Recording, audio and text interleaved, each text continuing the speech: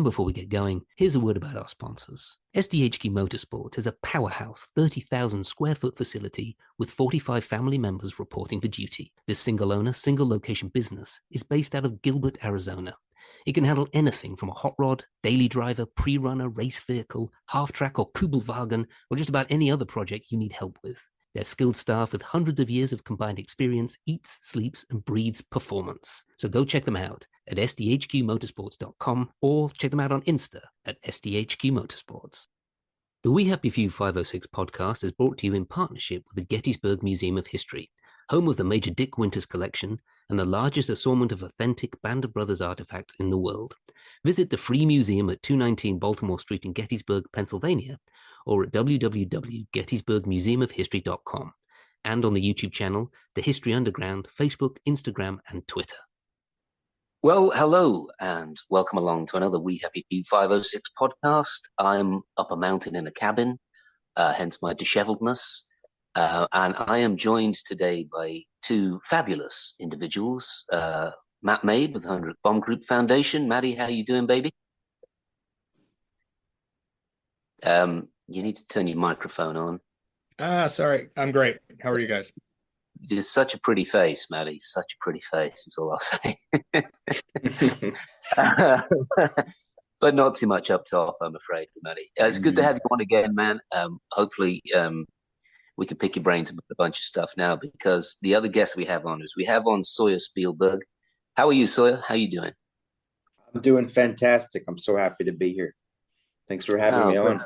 Yeah. Good, man. Where are you? I'm in Long Island.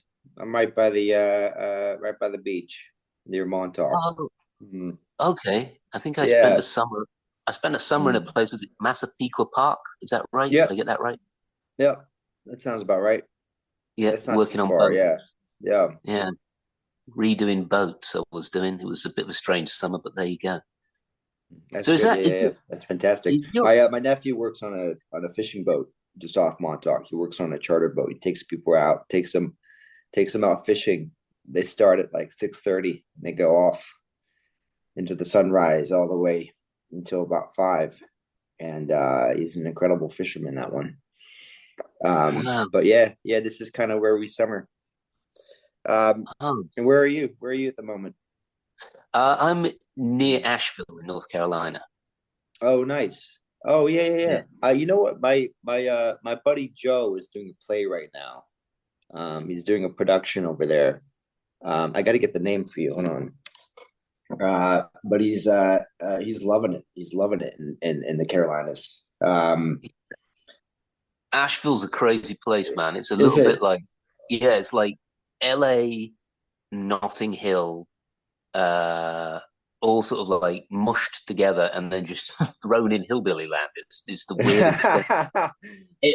Everywhere you go, apart from that, there's just guys on porches waving at you, and decrepit old caravan. That sounds good. That sounds like a place that I like to go visit.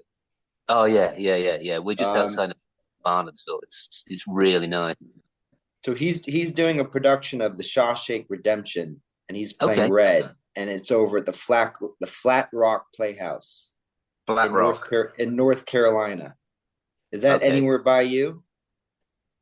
I'll find it, Sawyer. Yeah, I'll find it. I'll go see you, buddy. It's getting great reviews. If you're around that way, have a look. Yeah, I will.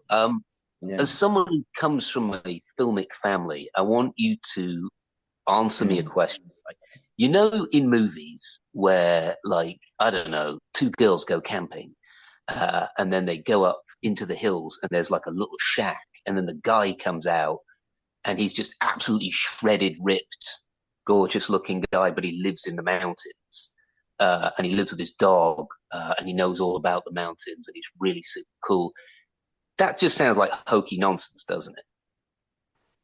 Yeah, it sounds like I don't know if that's I'm going somewhere with it, by the way. I'm curious. I'm super curious to hear where you're going with this. Okay, I'll tell you where I'm going. You've painted the picture. I'm with you. Okay, so you're with me. Okay, all right. So we're down here in the summer. Basically, we're just hanging out on off grid on my friend's land, helping to sort of like build his house and that kind of stuff.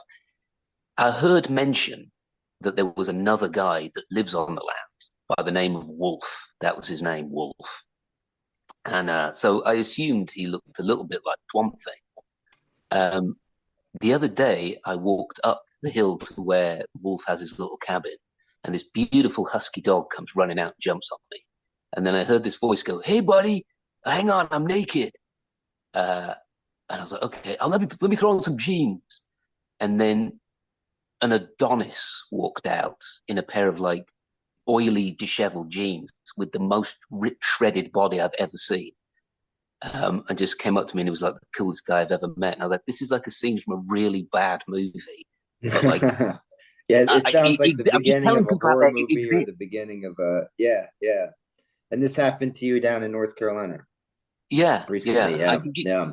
anybody who wants to pin can come and visit Wolf. I'll just pin them a thing on the map Mm. and they can come Yeah, down and visit Wolf. yeah. No, he Honestly, sounds like a legend, this guy. even Yeah. honestly, I was totally blown away. I was totally blown away, and I just spoke to him, and all I was doing was making eye contact.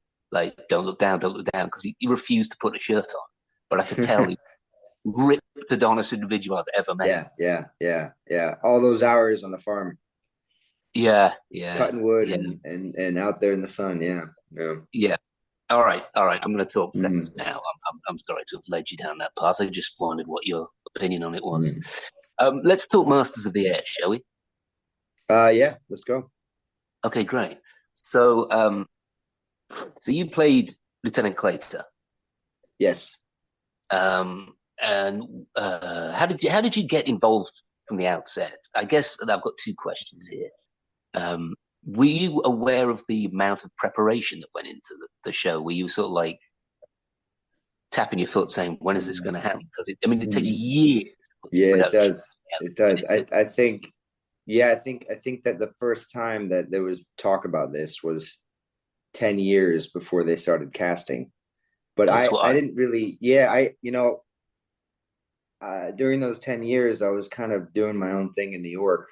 And I didn't really get wind of it until they started casting it. I think everybody in the States and the UK heard about this project. Mm-hmm. And I sent in the tape to Lucy Bevan, who was over in the UK in August of 2020.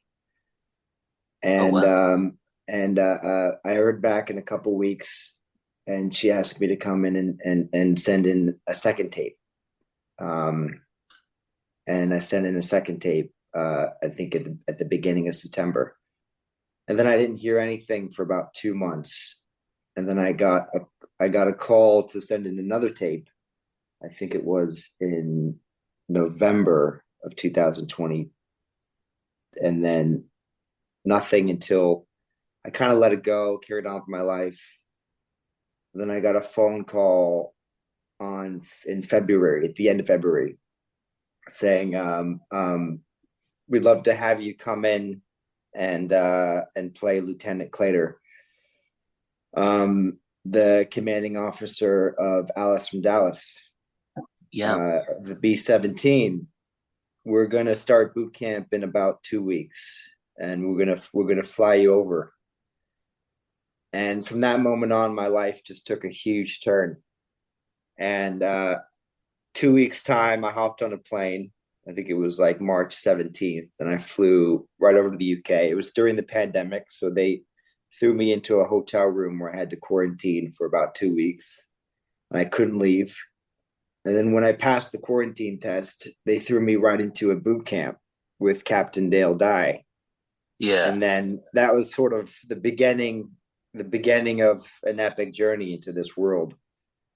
And I'm a total history nerd. I'm a student of history. So I come from a theater background. Just to have those 2 weeks, it was like a rehearsal. To have those 2 weeks in boot camp where you're introduced to 50 actors you've never met before, and you just have that time to bond and learn and educate yourself on everything there was to know about the Air Force during that time and what these guys did. It was so helpful. So by the time we got to set and we started shooting, not only did we have all this knowledge, pumped into our brains, and our bodies too. But we also had these bonds with these actors, and and you see those relationships. Hi, this is Matt Leach from We Happy Few. If you're enjoying this podcast and would like to hear more, please consider signing up to our Patreon page.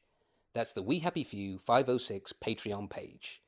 We have a lot of cool offers, including up to 15% off our Battlefield tours.